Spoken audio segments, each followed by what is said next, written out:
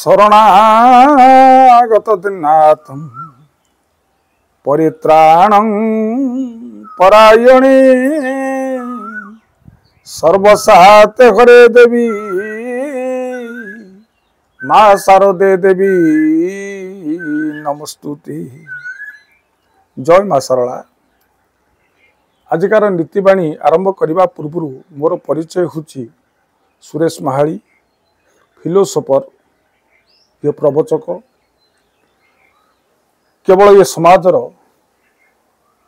मंगल पाई आम ये नीतिवाणी को शेयर करुचु। आपण माने नीतिवाणी को सब्सक्राइब करी अन्य मान को ये शेयर करले ये समाजर मंगल हम। आसंतु नीतिवाणी आरंभ करने पूर्व सुंदर ये कथाटी अकबरंकर परामर्शदाता थिले बीरबल। राजा जहा करती बीरबल को ये पचारिकिना सब कार्य करती। बीरबल पांचटी मंत्री जेतिक उपदेश नुहे बीरबलंकर उपदेशटा अनेक यथार्थ थिला। सेतिपाई अकबर सदासर्वदा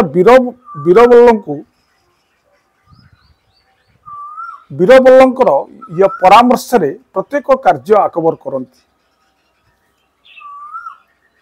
दिने अकबर 5 दिन दिने बीरबल 5 दिन छुट्टी नहीं निज गृह को गले।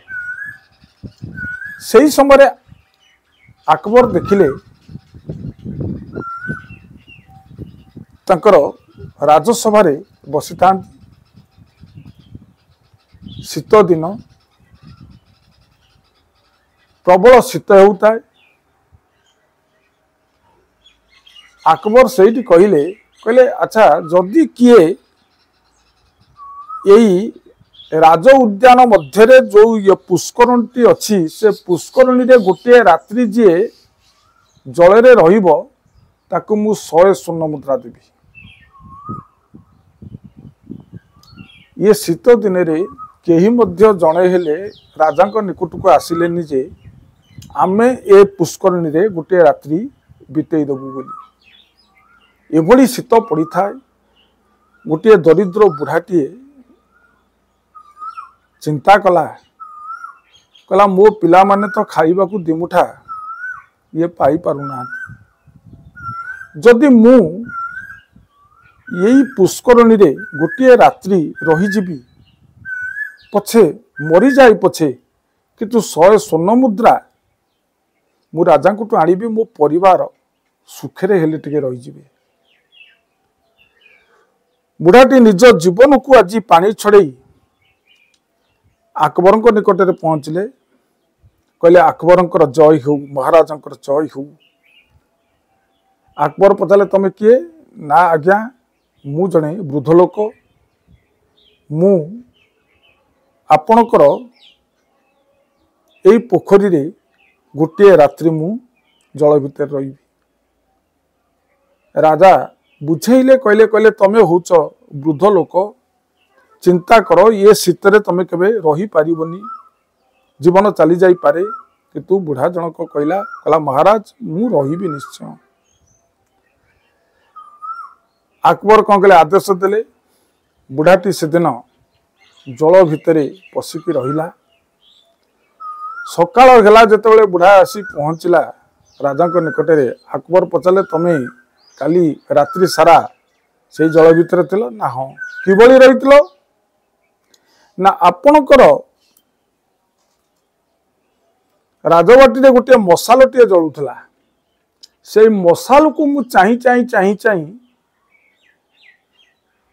ये रात्रिटा कटई देली।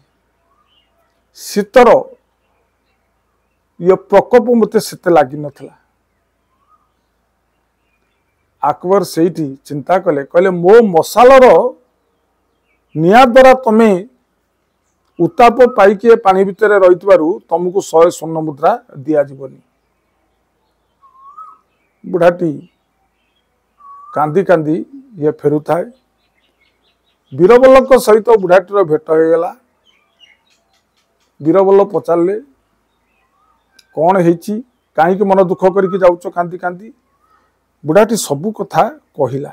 बीरबल कहले कहले ठीक अच्छी तमें यही मासक भितर तुम 100 स्वर्ण मुद्रा पाइब। जाओ मु तुम कथा दूची तमें निर्भय रे गृह को जाओ। बुढ़ाटी घर को गला। बीरबल राजा निकट में निज कार्य भी लगिगले। किछि दिन जाइछि राजा गोटे जंगल मध्य भोजी करने आयोजन कले। बीरबल कहले महाराज आज रोषे करवाटा दायित्व होची मोर। राजा हसिले कहले तमें कौन सुंदर ये रोषे करिपरिबो ना। हाँ महाराज मु सुंदर रोषे जाने। आपण माने जातु बिहार करिवे फेरिले मु रोषे करथिबी खाई पी के आमे राजवास को जिबा। एवं राजा रानी एवं पाटमंत्री समस्त आज बनस्तु को भ्रमण कर चलीगले। किंतु बीरबल गोटे गछ उपरे निया को जाली तले हांडी टिकी रखी बसिले। राजा भ्रमण सारी जितेबाला पाटमंत्री सह आसती देखले जे रोषेई हैनी। पचारे बीरबल एपर्यंत ये रोषेई सरीनी ताले आमे खाइबा कौन। बीरबल कहला ये महाराज जी किंतु ऊपर निया जलुची किंतु मु तले हांडी रखीची किंतु से उत्ताप ताकू नौनी मु कौन करी। राजा टिके हसिले। राजा कहले बीरबल तमें कौन एते बोका हो गलानी। ऊपर निया जलुची तले हांडी रखिले ये कौन केबे रोषेई हो पारिबो। तमें ये की कथा कहूच। बीरबल सेठी कहले कहले हे महाराज जो दिन से बुढ़ाटी पानी रे पशिला तुम उद्यान भितर गोटे मशाल जलुला तमें कहल कौन ना मशालर निआर उत्ताप द्वारा तमें शीत दाउरू रक्षा पाइल से 100 स्वर्ण मुद्रा दिया जीवनी। जदि एते दूर मशालर निआ जदि ताकू उत्ताप दे पाइला ताले कहीं अग्नि उत्ताप दे पारिबनी ये रोषेई कार्य। राजा सेठी मस्तक को ये तलू को करदेले। आजिकार नीतिबाणी रे आमे यही शिक्षा लाभ करिबा परु को केतेबेले ठकिबा को ये चेष्टा करंतुनी। राजा सबू जानिथिले किंतु तांकर मंदबुद्धि थिला मु 100 स्वर्ण मुद्रा देबिनी। केवल से गोटे ठसा परिहास रे कही देइथिले एवं निजर अहंकार बल कही किए एमिति अछ ये पानी भितर रही पारिबो। किंतु वृद्ध जनक देखई देइथिला पानी भितर मध्य दुखी लोक यही भली रही पारंती। केवल से चाहिथिला मशाल को नहीं से भगवान को स्मरण करिकिना से जल भितर रही जाइथिला। तेणु जदि आमे भगवान को जदि आमे सदा सर्वदा स्मरण रखिथिबा हमकु वर्षा खरा शीत किछि भी आम पई बड़ हो जीवनी। भगवान आम पई बड़ हो जीवे। एतिकी कही मो नीतिबाणी को मु शेष करुच्ची। आजिकार अनुचिंता घरे जदि भ्रमर गुणु गुणु शब्द करती जानिबे आपण को घर को लक्ष्मी आसुचंती। घरे जदि भ्रमर गुणु गुणु शब्द करे जानिबे आपण को घर को लक्ष्मी आसुचंती। यह सत्य। एतिकी कही मोर नीतिबाणी अनुचिंता को समाप्त करुच्ची। प्रणाम। जय जगन्नाथ।